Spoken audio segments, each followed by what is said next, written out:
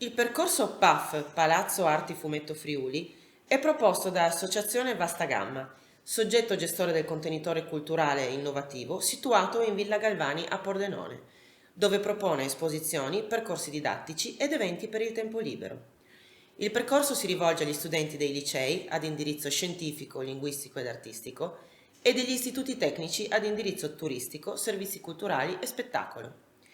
A durata massima di 40 ore, si svolgerà a Pordenone ed è attivabile nei periodi da settembre a gennaio e da marzo a giugno. Gli studenti potranno acquisire e sviluppare competenze professionali legate alla valorizzazione del patrimonio culturale, all'organizzazione e gestione di eventi, attraverso lo svolgimento di attività che vanno, ad esempio, dalla redazione di contenuti per il marketing e la comunicazione, alla realizzazione di manifestazioni ad hoc per i giovani. Il dettaglio del percorso è disponibile nella scheda informativa.